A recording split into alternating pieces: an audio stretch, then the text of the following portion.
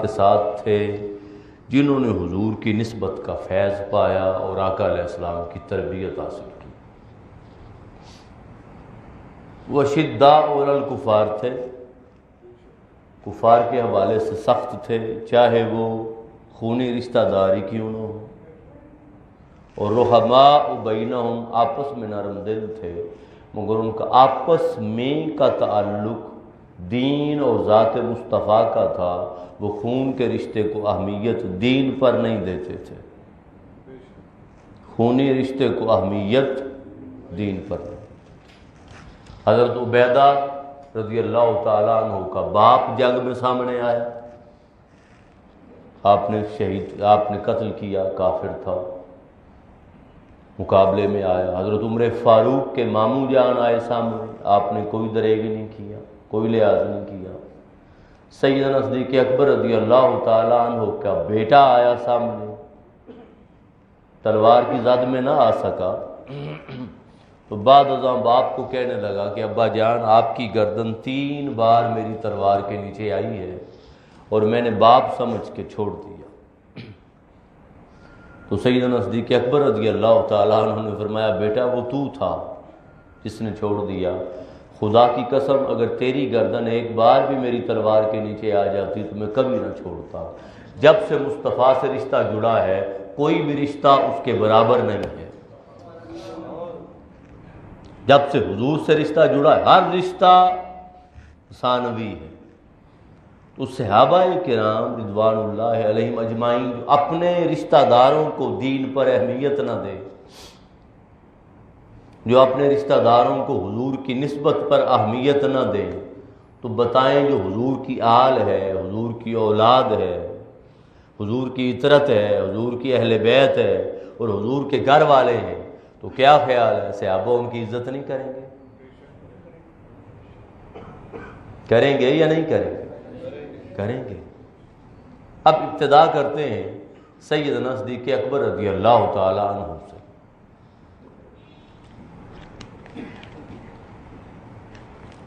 آج 2 کو لے لیں گے یا 3 کو لے لیں گے، اور پھر اگلے جمعے کر کے پھر اینڈ جو ہوگا وہ اہل بیت اطہار کا رشتہ صحابہ کے ساتھ کیا تھا۔ وقت وقت پھر رشتہ داریاں بھی بیان کر لیں گے کہ ان کی آپس میں رشتہ داریاں کیا تھیں۔ تو سیدنا صدیق اکبر رضی اللہ تعالیٰ عنہ کا معمول تھا کہ جب بھی آقا علیہ السلام کے چچا جان حضرت عباس رضی اللہ تعالیٰ عنہ علیہ السلام جب بھی نظر آتے اور سیدنا صدیق اکبر کہیں جا رہے ہوتے، سفر پہ ہوتے، جا رہے ہوتے اور سواری پہ ہوتے، سواری پہ تو جو ہی نظر پڑتی حضرت عباس رضی اللہ تعالیٰ عنہ پر، آپ سواری روک دیتے اور نیچے اتر آتے، سواری پہ سوار نہیں رہتے ہوتے تھے، اور جب تک آپ گزر نہ جاتے اور حضرت عباس نظروں سے اوجھل نہ ہو جاتے اس وقت تک سیدنا صدیق اکبر رضی اللہ تعالیٰ عنہ سواری پر سوار نہیں ہوا کرتے تھے۔ یہ ادب کا تقاضا تھا ان کا،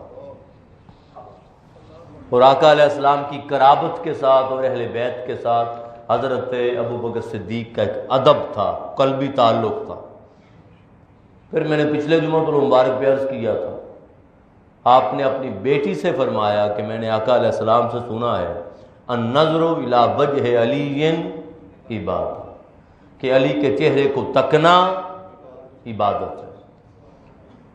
جو صحابی اور جو خلیفہ اول مولا کائنات کے چہرے کو تکنا اپنی عبادت سمجھے،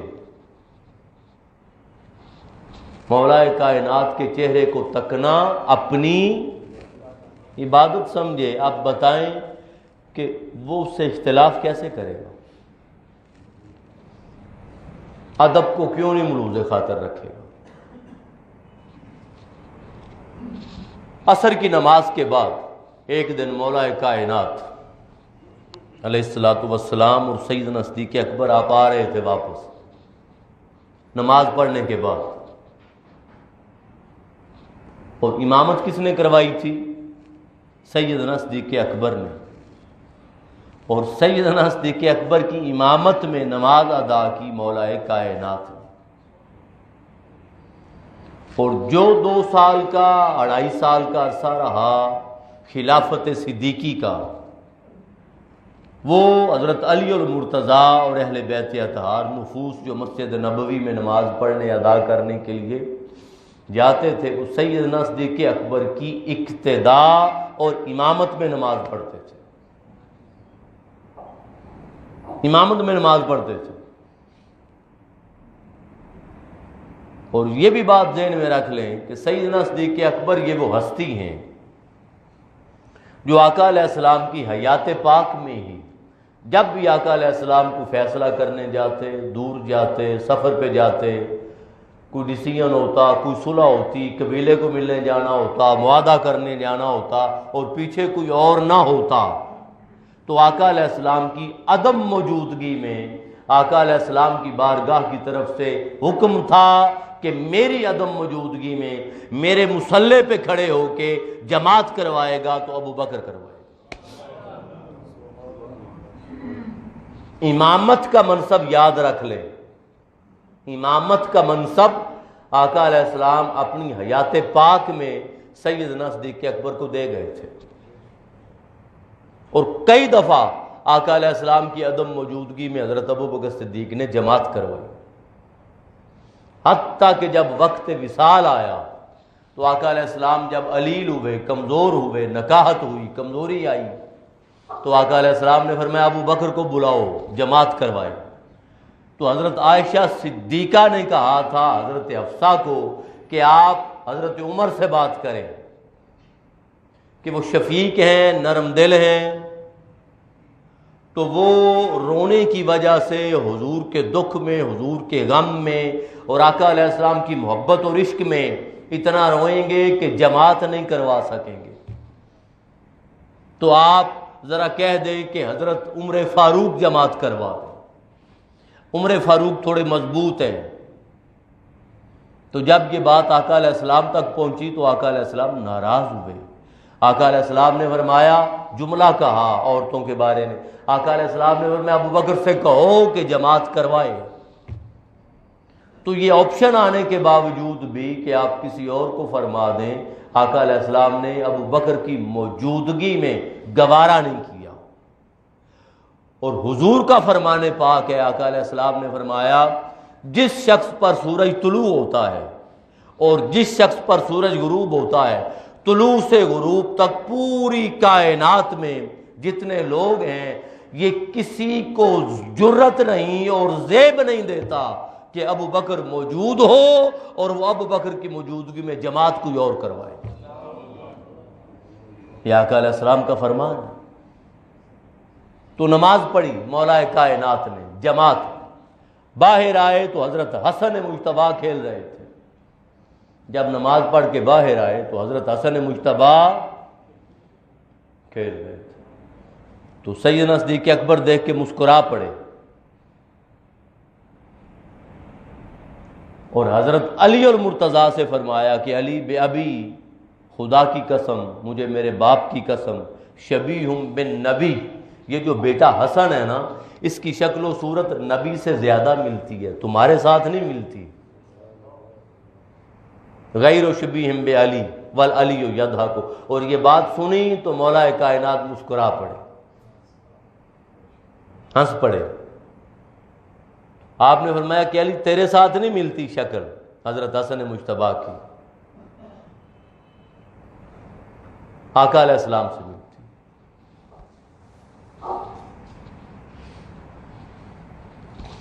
اور ایک واقعہ میں نے حضرت حسین مرتضیٰ کا سنایا تھا، یہ حضرت حسن مجتبیٰ کا ہے کہ حضرت سیدنا صدیق اکبر خطبہ دے رہے تھے مسجد نبوی میں، جمعۃ المبارک کا خطبہ دے رہے تھے، حضرت حسن مجتبیٰ آگے، جاء حسن الی ابی بکر، حضرت ابو بکر کی طرف آئے، فقال انزل ان مجلس ابی، اے ابو بکر میرے باپ کے ممبر سے نیچے اتر،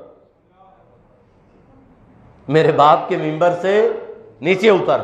فقال، آپ نیچے اترے، آپ نے فرمایا واللہ مجلس ابی کا، یہ تیرے باپ کا ہی ممبر ہے، یہ آپ کا ممبر ہے، آپ کے باپ کا ممبر ہے، واللہ لا مجلس لابی، میرے باپ کا کوئی ممبر نہیں تھا۔ یہ عقیدت تھی صحابہ کرام کی شہزادوں سے اور اہل بیت اطہار کے ساتھ۔ حضرت عبداللہ بن جعفر رضی اللہ تعالیٰ عنہ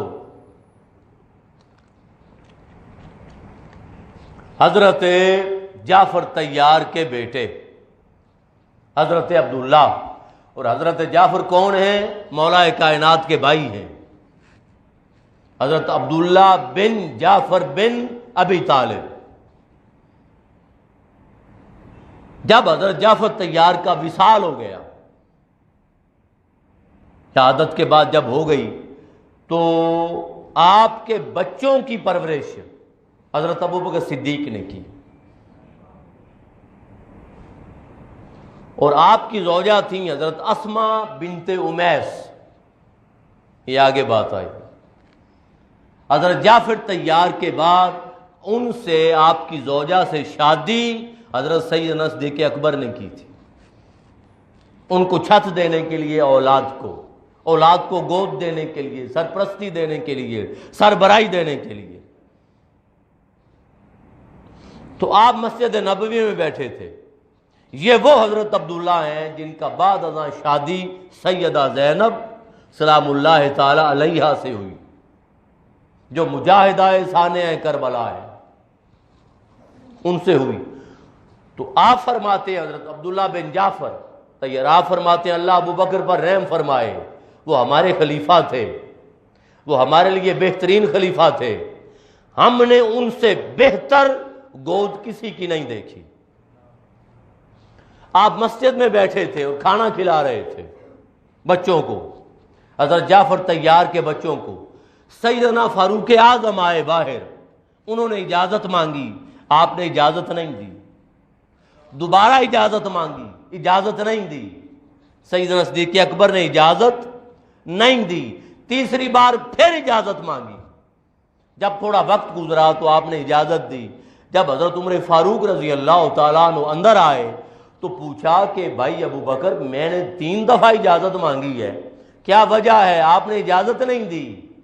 تو آپ نے فرمایا حضرت جعفر کے بیٹے کھانا کھا رہے تھے، اور کھانا اتنا تھا کہ مجھے ڈر لگا کہ اگر آپ ان کے کھانے میں شریک ہو گئے تو ہو سکتا ہے ان کی بھوک نہ مٹے۔ جب تک انہوں نے کھانا کھا نہیں لیا، میں نے آپ کو اجازت نہیں دی اندر آنے کی، میں نے آپ کو اندر آنے کی اجازت نہیں دی۔ اور حضرت آپ کی والدہ حضرت اسما بنت امیس، زوجہ حضرت جعفر طیار، جب بعد ازاں ان کے بعد پھر سیدنا صدیق اکبر سے نکاح ہوا، اور سیدنا صدیق اکبر کے وصال کے بعد حضرت اسما بنت امیس سے پھر مولا کائنات نے نکاح کیا۔ اب جن سے اختلاف ہو، جن سے جھگڑا ہو، جن کے بارے میں معذلہ نفرت ہو، ان کی ازواج سے شادیاں نہیں کی جاتی، ان کو سنبھالا نہیں جاتا۔ جو اناد پرور لوگ ہوتے ہیں وہ خوش ہوتے ہیں کہ معاذ اللہ ٹھیک ہے ان کا گھر اجڑ گیا، برباد ہو گیا، وہ سنبھالتے نہیں ہوتے۔ تو پہلے آپ نے سنبھالا، آپ کے وصال کے بعد مولا کائنات نے سنبھالا۔ اور سیدہ کائنات جب علیل ہوئی، سیدہ کائنات سلام اللہ تعالی علیہ جب علیل ہوئی، وقت وصال آیا، تو اسما بنت امیس زوجہ صدیق اکبر وہ مستقل گھر میں آ کر سیدہ کائنات فاطمہ الزہرا کی تیمارداری کرتی رہی، بیوی ابو بکر صدیق کی ہیں، خود بھیجا۔ اور جب آپ کا وصال ہوا تو حضرت اسما نے غسل دیا۔ اب یہ ایک سوال ہے، یہ بھی یہاں پہ فیلڈ میں آپ نے سنا ہوگا کہ سیدہ کائنات کو غسل مولا کائنات نے دیا، سنا ہے یا نہیں بعض لوگوں سے؟ یہ کیسے ممکن ہے؟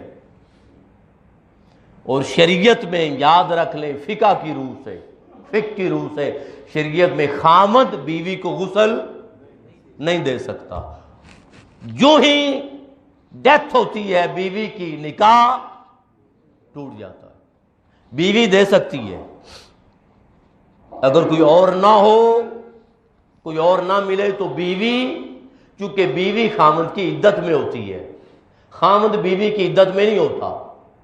اگر کوئی اور نہ ملے، حالات ایسے ہوں، مجبوری ہو، مسئلہ ہو، تو بیوی دے سکتی ہے۔ خامند بیوی کو غسل نہیں دے سکتا۔ آپ نے پانی دیا تھا بار بار کہ آپ نے ہیلپ کی تھی، تو حضرت اسماء بنت امیس نے غسل دیا، پاس رہیں آخر دم تک، اور سیدنا صدیق اکبر رضی اللہ تعالیٰ عنہ نے مولا کائنات سے فرمایا کہ اے علی، قسم ہے اس ذات کی جس کے قبضہ قدرت میں میری جان ہے، رسول اللہ کے رشتے کو جوڑنا اور قائم رکھنا اور سلامت رکھنا، اس بھرم کو آگے لے کر چلنا اور رسول اللہ کے رشتے کے ساتھ اپنی نسبت کو قائم رکھنا، فرمایا میرے نزدیک میری رشتہ داری کو جوڑنے سے زیادہ افضل ہے، میرے خاندان اور رشتہ داری کو جوڑنے سے زیادہ افضل ہے۔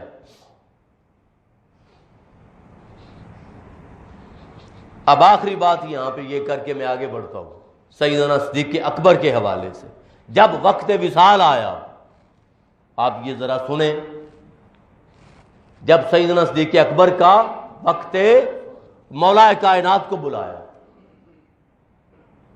آپ آئے پاس، جب مولا کائنات پاس آئے تو حضرت ابوبکر صدیق نے اپنا سر انور مولا کائنات کی گود میں رکھا، لیٹ گئے، گودی میں رکھا، ان علی لما حضر ابا بکر الوفات اقعدنی عند راسہ، آپ بیٹھ گئے، سر گود میں رکھا، فقال یا علی، اور کہا اے علی۔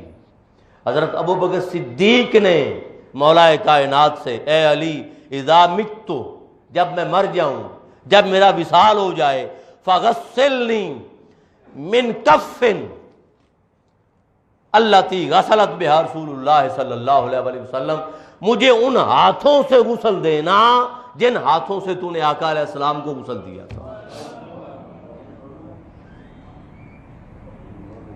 جب میرا وصال ہو جائے تو مجھے ان ہاتھوں سے، کفن اس ہاتھ اور ہتھیلی سے، التی غسلت بہا رسول اللہ، جس سے تو نے آقا علیہ السلام کو غسل دیا، ان ہاتھوں سے مجھے غسل دینا، وکفنی، مجھے میری تکفین کرنا، کفن پہنانا، جب کفن ہو جائے، غسل ہو جائے تو فاذهبوا بی الی البیت الذی فیہ رسول اللہ صلی اللہ علیہ وسلم، تو میرا جنازہ اور میری چارپائی اٹھا کے اس گھر کے سامنے چلے جانا جس گھر میں آقا علیہ السلام آرام فرما رہے ہیں۔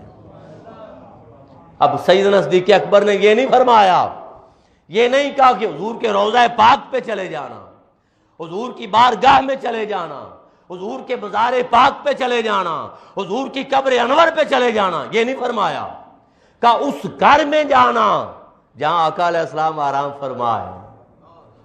یعنی عقیدہ ہے کہ حضور زندہ ہیں اور اپنے گھر میں ہیں، عقیدہ ہے کہ آقا علیہ السلام زندہ ہیں اور اپنے، فرمایا مجھے الی البیت، اس گھر میں لے جانا، باہر، الذی فیہ رسول اللہ، جس میں آقا علیہ السلام ہیں۔ وَإِذَا رَأَيْتُمُ الْبَابَ قَدْ انْتَفَحَ بِغَیرِ مِفْتَاحٍ، فرمایا آواز دینا کہ آقا غلام آیا ہے، آقا غلام آیا ہے۔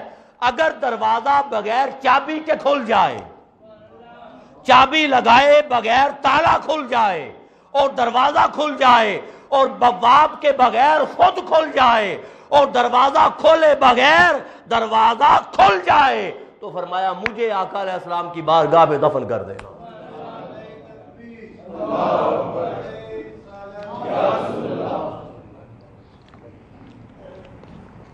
اذا رأیتم الباب، جب تم دیکھو کہ حضور کے گھر کا دروازہ قد انفتح، کھل جائے، بغیر مفتاح، بغیر چابی کے، بغیر چابی کے، فادخلونی، مجھے داخل کر دینا اور وہاں حضور کے پہلو میں دفن کر دینا۔ وَإِن لا، اور اگر دروازہ خود نہ کھلے، کھولنا نہیں، دروازہ کھولنا نہیں۔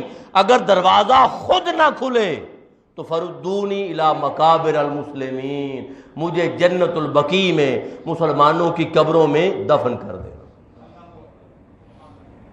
جنت البقیع میں مسلمانوں کی قبروں میں دفن کر دینا۔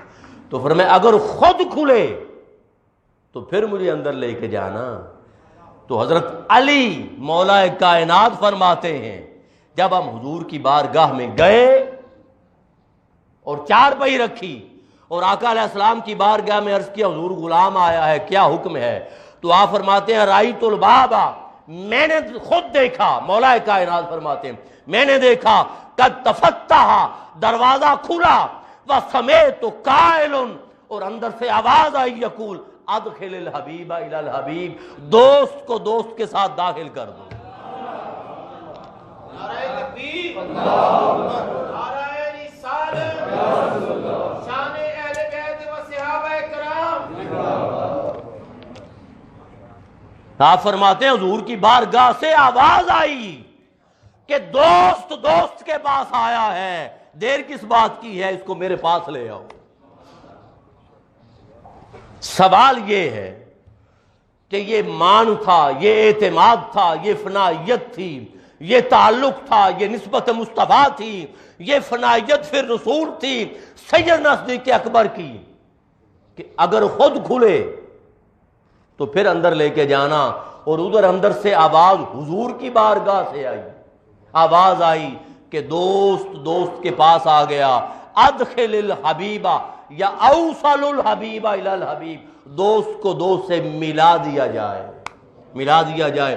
تو اگر سیدہ پر ظلم کیا تھا، اختلاف کیا تھا، باغ فدق نہیں دیا تھا، حق مارا تھا، اگر سیدنا صدیق اکبر نے حق مارا تھا، تو جس حبیب کو پتا ہے کہ غلام آیا ہے، دروازہ کھلا ہے، اندر سے آواز آئی ہے، کیا اس محبوب کو یہ پتا نہیں تھا کہ ابو بکر میری بیٹی پہ ظلم کر رہا ہے؟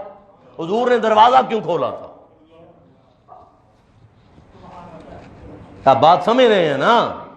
حضور دروازہ خود کھلا، بغیر مفتاح ہم کہتے ہیں عربی میں چابی کو، چابی کے بغیر کھلے، خود کھلے، اس کا مطلب ہے خالی دروازہ نہیں بند تھا، بغیر مفتاح تالا لگا ہوا تھا، تالا کھلا، دروازہ کھلا، اندر سے آواز آئی، حضور کی بارگاہ سے آواز آئی۔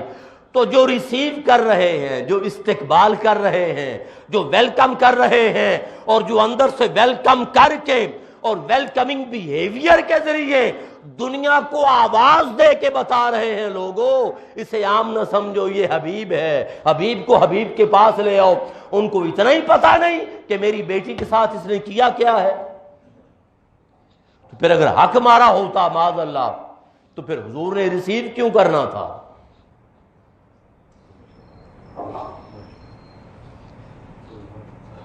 ابن عساکر تاریخ دمشق الکبیر جلد 3 صفحہ نمبر 436، یہ واقعہ جو میں نے عرض کیا۔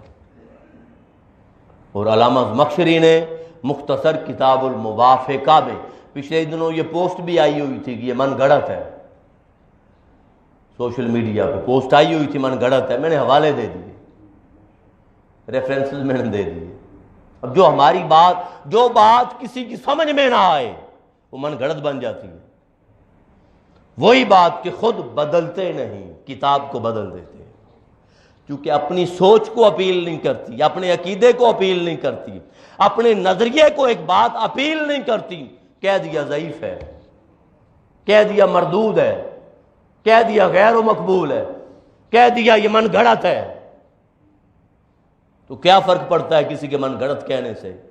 قیامت کا دن ایسا دن ہے جب سب کچھ عیاں ہو جائے گا اور پتہ چل جائے گا کون کیا ہے۔ اور یہ بھی عرض کرتا چلوں کہ جنت کی ضمانت اہل بیت ہے، جنت کی ضمانت عقیدہ واضح رکھیں، کون ہے؟ اہل بیت ہیں۔ جنت کے سردار کون ہیں؟ اہل بیت ہیں۔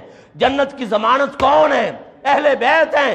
مگر جنت کی ڈگری اور ٹکٹ نہیں ملے گا جب تک صدیق اکبر مہر نہیں لگائے گا۔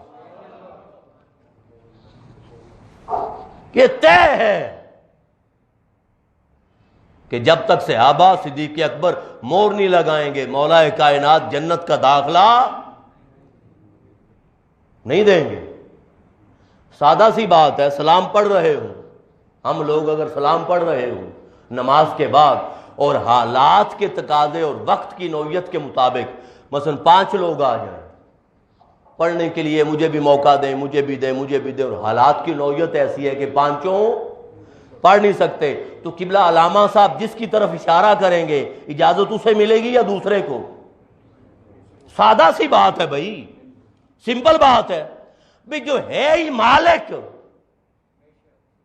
گھر مسجد تو اللہ کا گھر ہے، مگر اجازت کون دے رہا ہے؟ لہذا جب تک تعلق کی اجازت نہیں ملے گی اس وقت تک جنت میں داخلہ نہیں ہوگا۔ اب یہ تو ہوگی سیدنا صدیق اکبر کے حوالے سے، اب آ جائیں سیدنا فاروق اعظم کے حوالے سے۔ آپ کو علم ہے کہ جب آقا علیہ السلام نے مولا کائنات کی ولایت مطلقہ کا اعلان کیا، من کنت مولا فعلی مولا، جس کا میں مولا اس کا علی مولا، تو سب سے پہلی مبارکباد سیدنا فاروق اعظم نے دی اور کہا علی مبارک ہو، آج کے بعد صبح بھی اور شام بھی تو میرا بھی مولا ہے، ہر مومن مسلمان و مرد و عورت کا مولا ہے۔ اور دوسری مبارکباد، پہلی مبارکباد سیدنا فاروق اعظم نے اور دوسری مبارکباد سیدنا صدیق اکبر نے دی مولا کائنات۔ پھر وہ بھی واقعہ عرض کیا ہے کہ 2 افراد آ گئے، مولا کائنات بیٹھے تھے، انہوں نے کہا حضرت فاروق اعظم خلافت فاروقی کا زمانہ ہے، کہا کہ فیصلہ فرما دیں، ہمارے درمیان جھگڑا ہو گیا، آپ نے کہا ان سے کرو بات۔ اس نے ماتھے پہ بال ڈالا، آپ آگے بڑھے، آپ نے گریبان سے پکڑا اور اٹھا لیا اور فرمایا جس کے بارے میں تو ماتھے پہ بال ڈال رہا ہے اتدری من ہوگا، جانتا ہے یہ کون ہے؟ ہوگا مولا کا، یہ تیرا مولا ہے، وہ مولا یا یہ میرا مولا ہے، وہ مولا کل مؤمن و مؤمنۃ، اور ہر مومن مرد اور عورت کا مولا ہے، اور من لم یکن مولاہ، جس کا علی مولا نہیں، پر میں لیسا مؤمن، وہ مومن ہے ہی نہیں۔ یہ فتویٰ فاروقی ہے، یہ فتویٰ فاروقی ہے کہ جس کا علی مولا نہیں وہ مومن ہے ہی نہیں۔ پھر سیدنا فاروق اعظم کا معمول رہا، احادیث صحیحہ سے کتابیں بھری پڑی ہیں، معمول رہا آپ کے زمانہ اقدس میں جب بھی قحط پڑتا، مشکل آتی، مصیبت آتی، پریشانی آتی، سیدنا فاروق اعظم حضرت عباس کا واسطہ حضور کی بارگاہ میں دیتے کہ حضور آپ کو آپ کے چچا کا واسطہ یہ مشکل دور فرما، اور عرض کرتے مولا جب تیرا محبوب ہمارے درمیان حیات ظاہری میں موجود تھا اس کا وسیلہ ہم دیتے تھے، آج تیرے محبوب کی اطرت ہے، آل ہے اور رشتہ داری ہے، ہم تیرے محبوب کے چچا کا تجھے واسطہ دیتے ہیں، قید سالی ختم فرما دے۔ فوری بارش شروع ہو جاتی، بارش شروع ہو جاتی۔ پھر جب خلافت فاروقی کا زمانہ آیا آپ نے دیوان مرتب کیا، دیوان مرتب کیا اور دیوان میں حصے مقرر کیے، کس کا کتنا ہو، کس کا کتنا ہو، کس کا کتنا ہو، کس کا کیا حق ہے بیت المال میں سے۔ تو سب سے پہلا حصہ خلیفہ خود ہے، مگر سب سے پہلا حصہ جو دیوان میں لکھا وہ ازواج مطہرات کا لکھا، اس کے بعد علی المرتضیٰ کا لکھا، اس کے بعد حسن مجتبیٰ کا لکھا، اس کے بعد حسین مرتضیٰ کا لکھا، پھر اگلے خاندان کا اپنا لکھا، 5000 مولا کائنات کا لکھا، 4000 حضرت حسن مجتبیٰ کا لکھا، 3000 حضرت حسین مرتضیٰ کا لکھا، اور باقی اپنے لکھے تو پھر اس سے کم لکھا۔ فتح مدائن ہوئی، مدین کی فتح مدائن ہوئی، مالک غنیمت آیا تو بیٹے کو وعدہ دیا امام علی مقام کو 2 گنا دیا، تو بیٹے نے کہا مجھے آدھا دیا ہے، ان کو 2 گنا دیا ہے، تو میں شہزادہ نہیں ہوں؟ تو باپ نے کہا برابری کرنے کی بات کرنے والے، ابوہما خیر من ابیک، ان کا باپ تیرے باپ سے افضل ہے۔ الفاظ ہے ان کا باپ تیرے باپ سے برابری کی بات کرتے ہو، پہلے ان کے باپ جیسا باپ لا۔ وَأُمُّهُمَا خَيْرٌ مِّنْ أُمِّكَ، اور ان کی ماں تیری ماں سے افضل ہے، ان کی ماں جیسی ماں لا اور ان کے نانا جیسا نانا لے کے آ۔ کپڑوں کی تقسیم ہوئی مال غنیمت میں، صحابہ کے بچوں کو کپڑے تقسیم کیے اور حسنین کریمین کو نہیں دیے۔ جو کپڑے مال غنیمت میں آئے تھے ان کا معیار اتنا نہیں تھا کہ حسنین کریمین کے لیے مطمئن ہو جاتے۔ سیدنا فاروق اعظم سارا مال غنیمت کپڑوں کی مد میں تقسیم کر کے صحابہ کے بچوں میں جب حسنین کریمین کی باری آئی، ان کو وہ کپڑا نہیں دیا، ان کے لیے اسپیشل یمن سے منگوا کے لباس دیا۔ حسنین کریمین کو یمن سے منگوا کے اعلیٰ کپڑا، کہ نہیں یہ شہزادے ہیں۔ سیدنا عبداللہ ابن عباس کو، چھوٹے تھے حالانکہ، ہمیشہ عزت دیتے، کیوں؟ خاندان مصطفیٰ ہے، خاندان۔ ایران کے بادشاہ کی بیٹی آئی، یزدگرد کی بیٹی شہر بانو، حضرت شہر بانو، مال غنیمت تقسیم ہوا۔ جب مال غنیمت تقسیم ہو گیا تو حضرت شہر بانو بھی قیدیوں میں آئی تھیں مال غنیمت کے طور پہ۔ جب ان کے دینے کا وقت آیا کہ کرہ کس کے نام لکھتا ہے، شادی نکاح کس کے ساتھ ہوتا ہے، تو سارے انتظار میں تھے کہ چونکہ بادشاہ کی بیٹی شہزادی ہے، اس کی شادی بھی شہزادے سے ہوگی، اور شہزادہ حضرت عبداللہ ہے۔ لوگوں کے ذہن میں یہ تھا۔ جب سارا مال غنیمت تقسیم ہو گیا اور حضرت شہر بانو کی باری آئی، سیدنا فاروق اعظم کھڑے ہو گئے، فرمایا یہ شہزادی ہے، بادشاہ وقت کی بیٹی ہے، لہذا اس کی شادی بھی شہزادے سے ہوگی، اور میری نظر میں حسین سے بڑھ کر کوئی شہزادہ نہیں ہے۔ میری نظر میں حسین سے بڑھ کر کوئی شہزادہ نہیں ہے۔ اپنا بیٹا موجود تھا، اپنا بیٹا موجود تھا،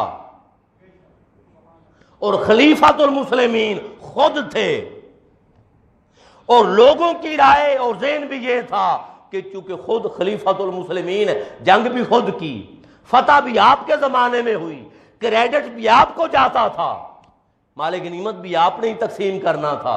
سب کے ذہن میں یہ تھا کہ حضرت عبداللہ بن عمر موجود ہیں، لہذا شادی ان سے ہوگی، مگر نہیں، فرمایا حسین سے بڑھ کر میری نظر میں کوئی شہزادہ نہیں ہے۔ کیسی کس عقیدت کی بات یہ لوگ کرتے ہیں؟ یہ عقیدت ہے، یہ عقیدت ہے۔ اور پھر دیکھیں حضرت امام زین العابدین کن کے بیٹے ہیں؟ حضرت شہر بانو کے۔ حضرت امام علی مقام، حضرت امام زین العابدین حضرت شہر بانو کے بطن مبارک سے ہیں، اور 11 امام آگے جو آئے اور چلے وہ نسل بنی حضرت امام زین العابدین کی۔ لہذا 11 امام زین العابدین سے لے کر نیچے تک جتنے امام آئے یہ عطا ہیں سیدنا فاروق اعظم کی۔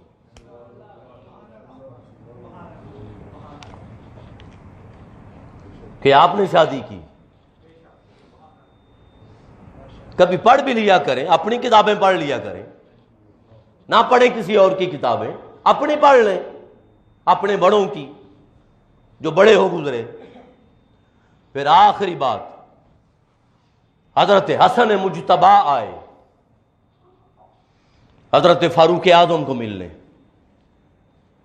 حضرت حسن مجتبی حضرت فاروق اعظم کو ملنے آئے، تو جب آئے تو دروازے پر حضرت فاروق اعظم کا بیٹا حضرت عبداللہ کھڑا ہوا تھا۔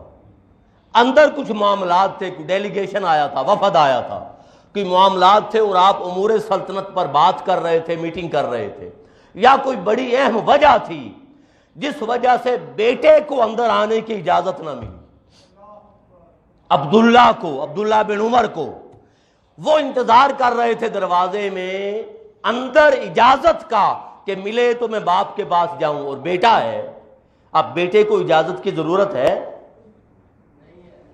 اب بات سمجھیں، مگر ایک ضابطہ اخلاق تھا، لوگ آئے تھے، کوئی امور مملکت تھے، کوئی سیکرٹ بات ہوگی، کوئی مہم ہوگی، کوئی بات ہوگی، تو لہذا حضرت فاروق اعظم نے اپنے بیٹے کو اجازت نہ دی، باہر انتظار کروایا۔ جب حضرت حسن مجتبیٰ آئے اور دیکھا کہ بیٹا انتظار کر رہا ہے اور بیٹے کو اجازت نہیں مل رہی، تو مجھے کیا ملے گی؟ حضرت حسن مجتبیٰ نے از خود سوچا کہ جب بیٹے کو اجازت نہیں مل رہی تو مجھے کیا ملے گی، لہذا بعد میں آ جاؤں گا۔ آپ بغیر اجازت لیے اور بتائے واپس آ گئے۔ حضرت حسن مجتبیٰ، یہ ان کا اخلاق تھا، یہ ان کا اخلاق تھا۔ جب واپس آ گئے تو جب حضرت عمر فاروق فارغ ہوئے میٹنگ سے، اندر کے معاملات سے، اور بیٹے سے ملاقات ہوئی، تو بیٹے نے بتایا کہ حسن مجتبیٰ آئے تھے، تو چونکہ آپ مصروف تھے، میں باہر کھڑا تھا، انہوں نے سمجھا کہ بیٹے کو اجازت نہیں مل رہی تو مجھے کیا ملے گی، بعد میں آ جاؤں گا۔ آپ نے کوئی اور کام نہیں کیا، فوری سیدھے حضرت حسن مجتبیٰ کے پاس گئے، ملے، ملاقات کی، اور کہا اے شہزادے، اے امام، وہ میرا بیٹا تھا، اس کے ساتھ جو بھی سلوک کروں اندر آئے یا نہ آئے یہ الگ بات ہے، آپ ان میں سے نہیں ہیں جو اجازت لے کر آئیں، آپ جب بھی آئیں سیدھا آیا کریں، آپ جب بھی آئیں سیدھا۔ اور الفاظ سنیں، الفاظ آپ نے فرمایا انت احق بالاذن منہ، آپ کا حق میری اولاد سے زیادہ ہے، آپ کا حق احق بالاذن منہ، آپ کا حق میرے بیٹے سے اجازت کا زیادہ ہے۔ وَهَلْ أَنبَتِ الشَّعْرِ فِي الرَّاسِ بَعْدَ اللَّهِ إِلَّا أَنْتُمْ، فرمایا اگر میرے سر پر اگر بال بھی ہیں، میرے سر پر، اے شہزادے، میرے سر پر اگر بال بھی ہیں تو اللہ کے بعد وہ صدقہ ہے آپ کے خاندان کا۔ یعنی جو نعمت ملی، بال سے مراد جو نعمت ملی، مجھے جو عزت ملی، جو مقام ملا، جو مرتبہ ملا، جو بلندی ملی، جو عزت افزائی ملی، وہ اللہ کے بعد آپ کی وجہ سے تو ملی ہے۔ تو فرمایا اذا جئتا، آپ جب بھی آئیں فلا تستاذن، اجازت نہ مانگا کریں، سیدھا اندر آ جایا کریں، سیدھا اندر آ جایا کریں۔ آپ بتائیں یہ جو سارے واقعات میں نے عرض کیے، چند واقعات، حضرت عمر فاروق اور حضرت